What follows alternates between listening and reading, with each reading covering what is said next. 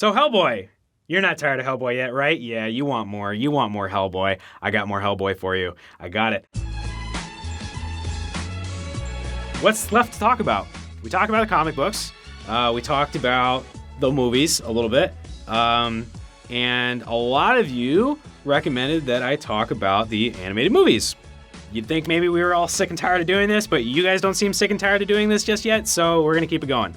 No, in reality, a lot of you, especially in the Not My Hellboy video that we did, a lot of you chimed in with, you know what, the animated movies are interesting because they do X, Y, and Z, in the context of the points I was making in that video. So, yeah, sure. I hadn't seen the animated movies in, I don't know, since they came out. Really, really, really long time ago. I remember them, but barely anything about them. I saw that the Blu-ray that has both movies on it from Stars was really cheap. This was like $6-7 or something. So sure, I'll watch these real fast and talk about the animated movies. So I watched them. Some of you saw that on Twitter. I said Thursday night, got it, sorted, watched them. Each one's about an hour long. General thoughts. They're okay. The first one is okay. So there's two movies. There's Sword of Storms and Blood and Iron. They made two. They were supposed to make more than two, but that didn't work out, so we just have the two. I want to say up front that I just started reading it and didn't finish. This is, as you might be able to tell, this is not going to be like an in-depth video where I get into all the nitty-gritty of these. This is just kind of just general reaction stuff. But I'm going to put a link in the description. There's a really rad production blog by the director, I think the director of the first movie, which I got kind of addicted to reading and kind of found out a little bit about the production and stuff. I know that there were plans to make a third movie, maybe even do like a show, like, 30-minute episodes and things like that. And that stuff's really fascinating. If you guys are into the animated movies, I highly recommend checking out that blog, unless you have already. Okay, so what I was to say is that the first one, Sword of Storms, was the first one they did. It's pretty good. The second one I think is a lot better, and it kind of makes me think if they had a chance to make a third one, that would have been even better. But let me get into it. So likes, dislikes, how it relates to the movies and the comics and things like that. So I guess we'll just start with the first one. So Sword of Storms. Sword of Storms is Hellboy stuck in a Japanese folklore kind of thing. It has the structure of a Hellboy story called Makoma, which was one of my favorites. That's one of the things that I liked about this. I liked the structure so Makoma was a 2-issue series drawn by Richard Corbin, and it was essentially an African folktale that, as it's being told, it's dovetailing with Hellboy's own mythology. So even though it's an African story, it's Hellboy as like the main character in that story. The structure of it is, he runs into a monster and then he has to like find a way to beat it, and then the next one and the next one and the next one, each one's bigger, and now it's kind of the same thing. Like he gets like he disappears out of the real world and ends up in like Japanese fantasy land, folklore land, and runs into different various Japanese demons and such. One of the things that people kept saying about the Hellboy animated movies was they got the character of Hellboy and his supporting cast. They got that was more accurate than the films were. And with this, I would agree. So if you watch my Not My Hellboy video, I spent a long time talking about just the characterization of Hellboy in the movie versus the comic books and kind of the general tone.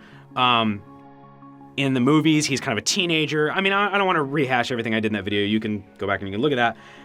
In this, instead of him acting like kind of the teenage acting out sort of character, he is more like kind of the more big brother character than I'm used to seeing him in the comic books. It's me, kiddo. You did good. It's over. He's not wisecracking as much. He doesn't have a relationship with Liz, like a romantic one. Abe Sapien is not like a nerdy, guy. Like, he knows how to handle himself. He's an agent. He knows how to fight.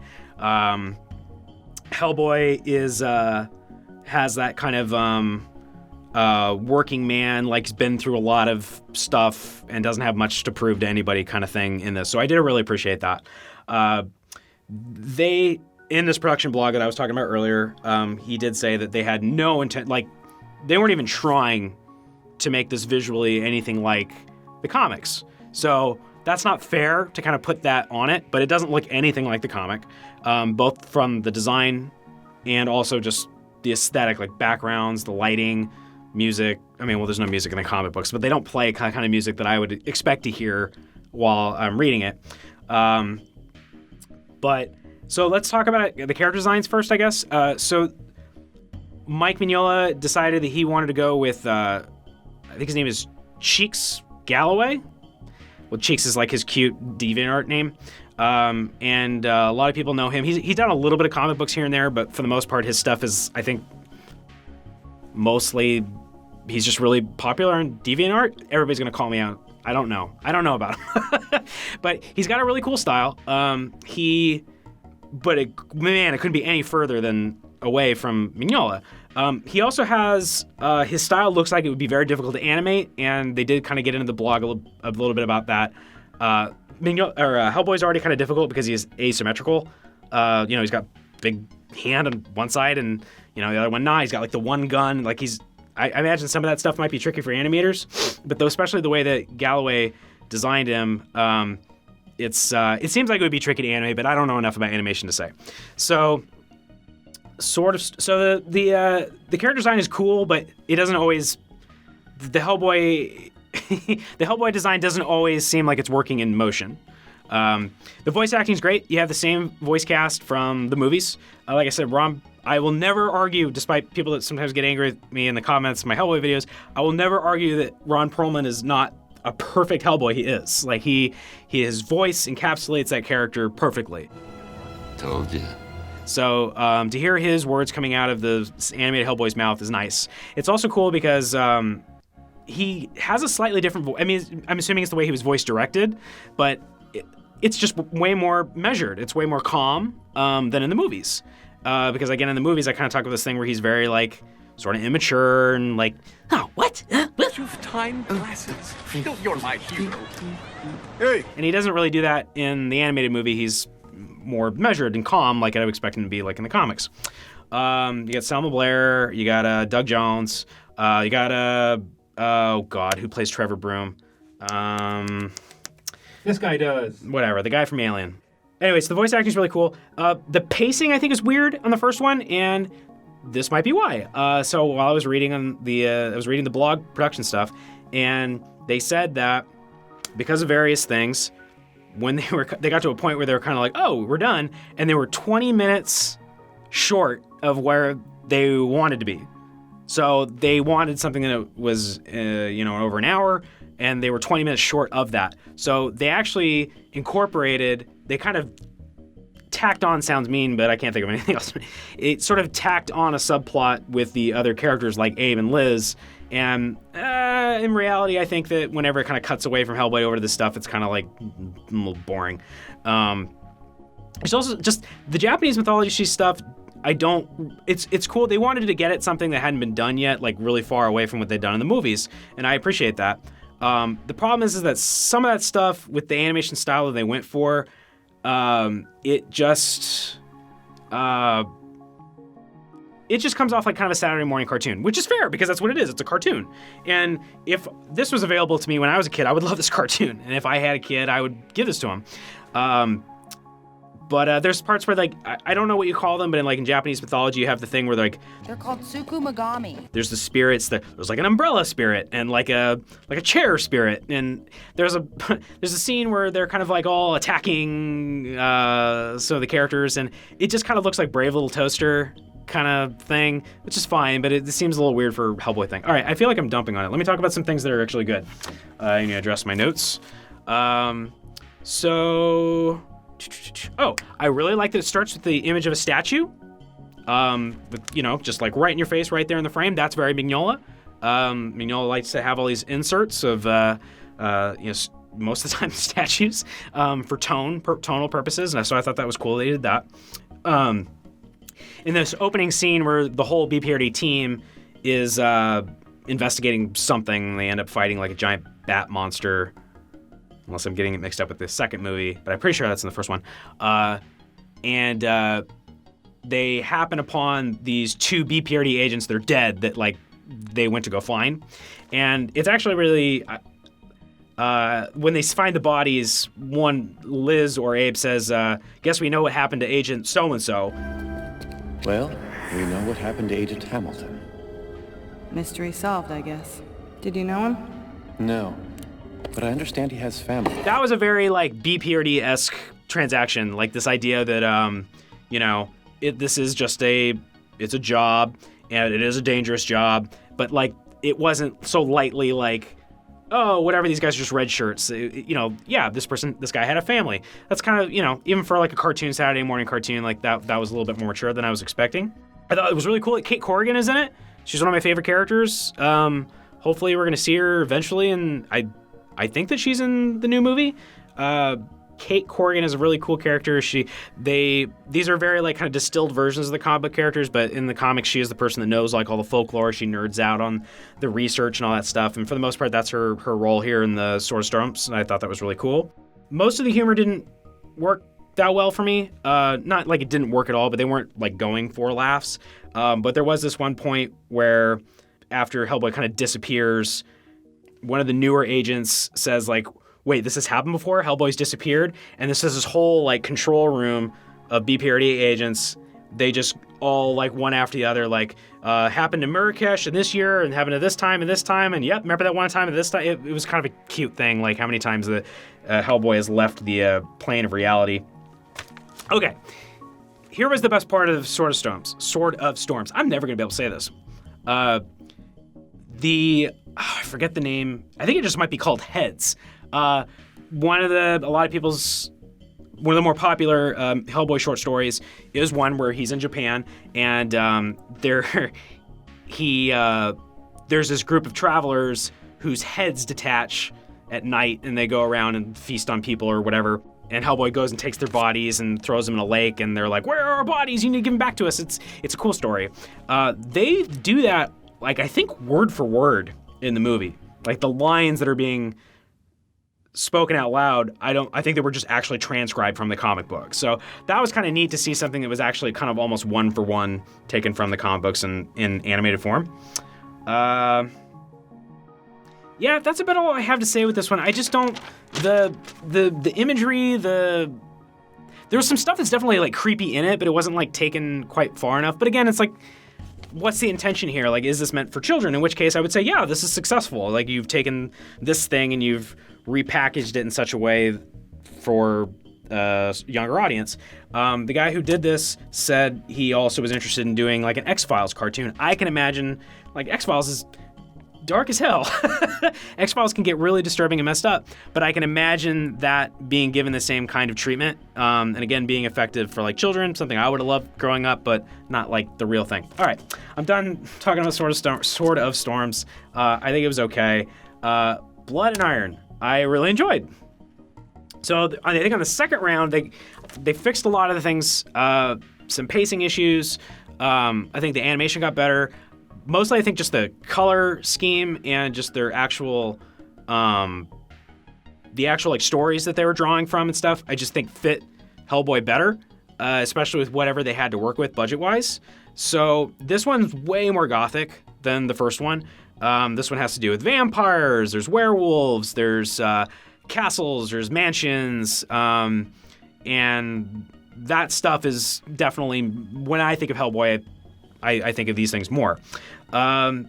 So this one kind of jumps around in time. You're going to get a when Trevor Broom is younger story, and then, you know, when he's older. That stuff is really cool. You get to see Broom in sort of his prime. That sounds weird, but he's basically just like Van Helsing. You get to kind of see the stuff that he was doing when he was younger. So Trevor Broom's kind of a badass. That's pretty cool. We didn't get to really see that in the movies. You kind of got just to see him be like a, you know, kind of nerdy guy, you know, in the beginning of the first movie. Not that he is like a badass, but he's essentially like Van Helsing in this, which is neat.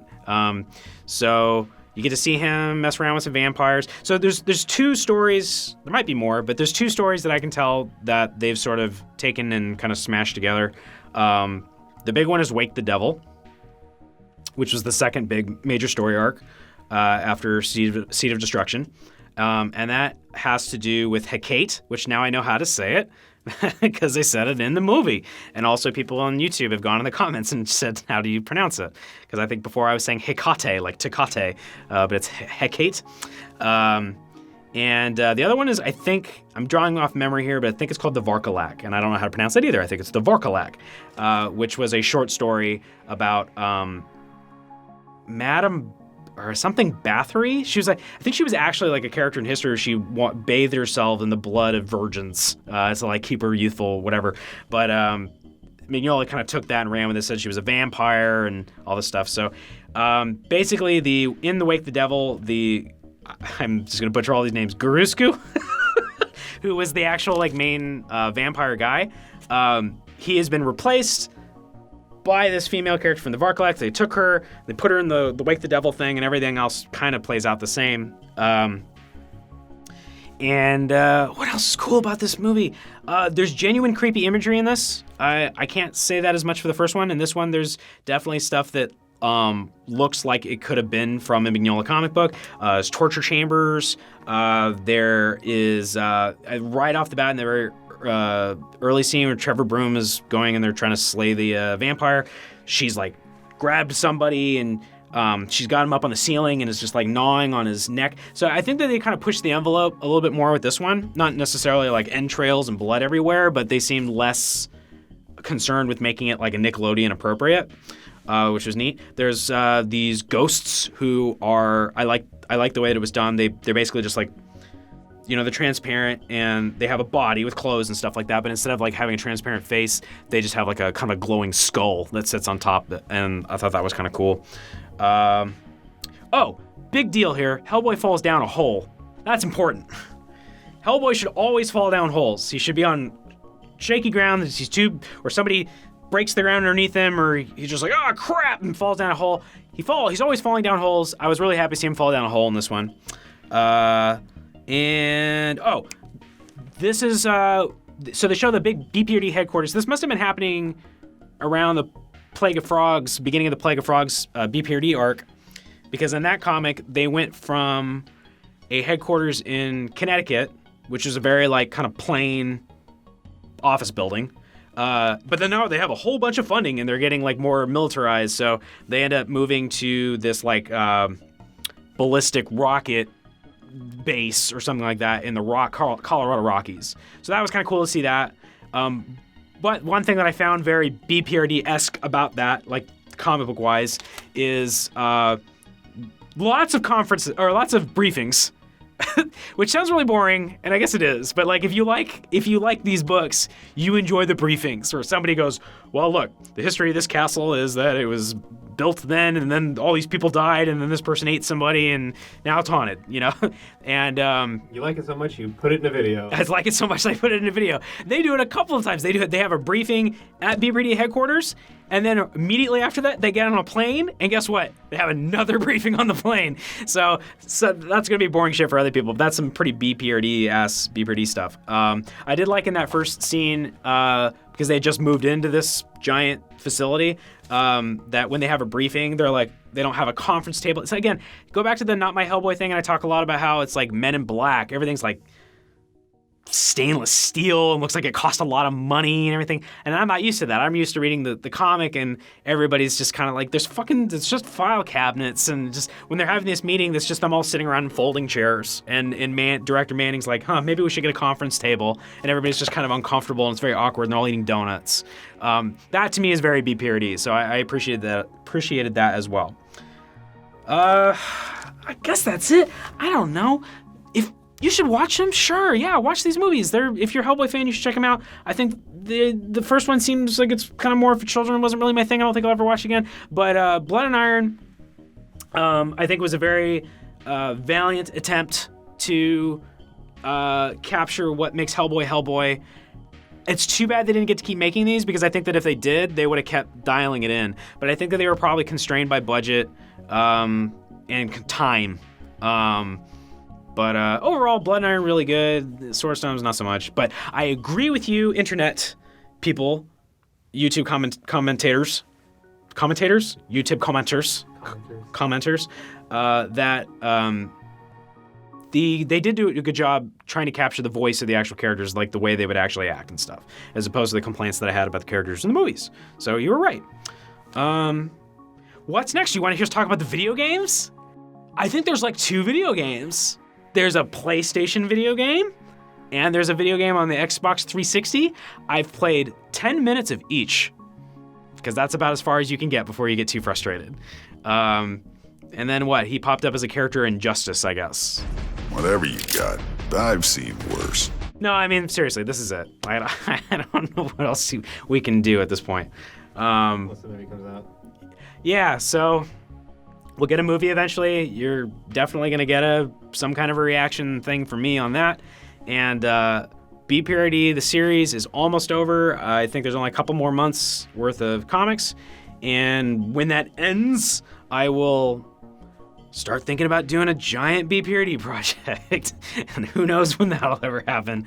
But If I they am... announce a BPRD movie, then you'll do it. I'll do a BPRD documentary for you. All right, that's it. I've been talking too long. My voice is almost gone. Anything else I should say before we put a lid on this one? No. All right. Thank you guys for watching, and I'll see you guys soon with something else.